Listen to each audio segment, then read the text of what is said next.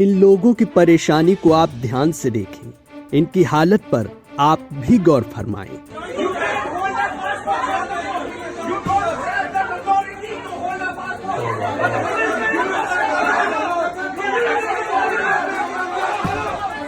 आज भले ही भारत की सरकारों ने ब्रिटेन से फैले इस ट्रेंड को देखते हुए यहां से आने और जाने वाली उड़ानों को 7 जनवरी के लिए रोक लिया हो, लेकिन जो लोग 22 तारीख की आखिरी उड़ान से यहां पहुंचे, उन लोगों का कसूर सिर्फ ये कि इन लोगों ने किसी न किसी कारण से ब्रिटेन से भारत के लिए उड़ान भर ली थी, वो भी उस दिन जब इस देश से आए एक नए स्ट्रेन ने भारत में दस्तक दी थी। ये बिल्कुल वैसा ही जैसे कोरोना का चाइना जैसे देश से आने का अंदेशा भारत को हुआ था, पर अफसोस ये माहौल देश के एयरपोर्ट्स में तब चाइना से आने वाले लोगों के साथ नहीं दिखा, जिसका खामियाजा भारत आज भी उठा रहा है।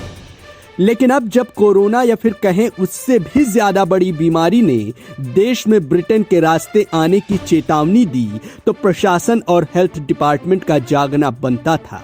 पहली की गई भूल को सुधारने और देश को इस नए स्ट्रेन से बचाने के लिए हड़बड़ तड़बड़ में गाइडलाइन निकाली गई। राज्य की सरकारों को ब्रिटेन से आने वाले लोगों को एयरपोर्ट पे ही रोककर उनके कोरोना टेस्ट कराने और उन्हें कम से कम 5 और 7 से 14 या फिर 21 दिनों के लिए क्वारंटीन रखने को कहा। साथ ही जो लोग इस टेस्ट में निगेटिव आए, उन्हें होम क्वारंटीन रखने की बात गाइडलाइन में लिखी गई। अब बड़ा सवाल ये कि राज्य की सरकारें कोविड को लेकर केंद्र की गाइडलाइन का पालन तो कर रही हैं, लेकिन उनकी खुद की जिम्मेदारी क्या कहती है। गुस्से में भड़के इन लोगों में कई लोग बीमारियों से शिकार हैं, तो कईयों के पास छोटे बच्चे हैं। कोई अकेले पहली बार भारत की यात्रा में था, तो कोई सिर्फ टिकट भर के पैसे लेकर घर से निकला था। लेकिन भारत की धरती को छूते ही सबसे पहले इन लोगों को उस गाइडलाइन का सामना करना पड़ा, जिसे इनके देश ने उड़ने के बाद ही यहाँ की सरकारों ने इनके लिए जारी किया था। जो इन्हें यहाँ आकर पता चला, जहाँ कोविड के टेस्ट के नाम से लेकर नेगेटिव लोगों को भी एरोसिटी जैसे पॉश इलाके में बसे होटलों में क्वारंटीन के नाम पर रखा जाता है, बल्कि होटलों के मोटे बिल भी इन लोगों से ही वसूले जा रहे हैं। The amount of money that we're meant to be paying and the cost of living in this hotel, we're just being made to stay here for an indefinite amount of time. We're not being told for how long we're supposed to stay here, and the cost of living here is quite high, and we're just going to be expected to pay the cost no matter what, and no matter how long they make us stay here, they're just going to throw the bill on our faces and expect us to pay this. Even though I know personally that some of my co-passengers are facing a lot of financial difficulties, and they did raise these concerns initially when we were meant to be quarantined, but the airport authorities didn't really care, and they nonetheless they just threw us into this facility, and now they're just going to expect us to pay a huge sum of money for something that we are not even we don't even stand for. और तो और इन लोगों को ये भी नहीं बताया जा रहा कि केंद्र की गाइडलाइंस के मुताबिक ये लोग यहाँ कितने दिनों तक रखे जाएंगे। जिन कमरों में इन लोगों को रखा गया, वो ना ही सैनिटाइज किया जा रहा है और ना ही रोज उसे साफ किया जाता है।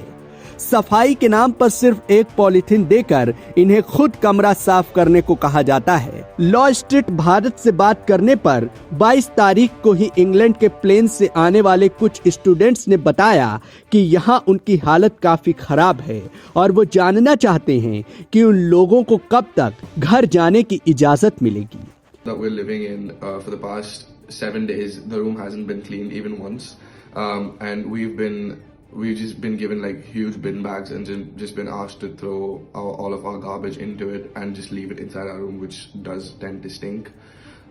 from time to time, and it's not a very good sort of atmosphere to be living in, because firstly it hasn't been clean, and I feel like if we don't contract COVID in this hotel, we definitely will contract some other disease just living in this room because of how dirty it is. Plane में कई महिला passenger भी थीं, जिन्हें इन होटलों में quarantine किया गया है, पर बात इनकी सिक्योरिटी की हो तो होटल का क्या हाल है, खुद ही सुनिए। Safety about living in this hotel, that's also quite a big concern for us, because on our second night in this hotel, I personally encountered an experience where 4 very, very drunk men turned up outside my room, started knocking on the door really loudly at 4:30 in the morning,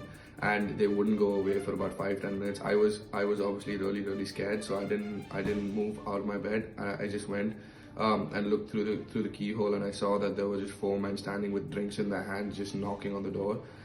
So I went straight back into my bed. My door was locked, and I just made sure not to move and make a noise. That was really scary, and it's really surprising because apparently there are meant to be police personnel on this floor taking care of our safety, but they clearly were not doing anything when these men were knocking at our door. हालांकि केंद्र की पूरी guideline में ये कहीं नहीं लिखा कि टेस्ट में आए नेगेटिव लोगों को भी होटल्स में क्वारंटीन कराया जाए। फिर भी चलो माना कि दिल्ली की सरकार 4 कदम आगे का सोचकर फॉर द सेफर साइड ये कदम उठा भी रही है, तो क्या दिल्ली की सरकारों का ये दायित्व नहीं बनता कि दूसरे देश से आए इन लोगों के लिए वो रहने, खाने, सफाई और सिक्योरिटी की व्यवस्था कराए, उन्हें प्रॉपर गाइड कर उनकी परेशानियों को कम करे,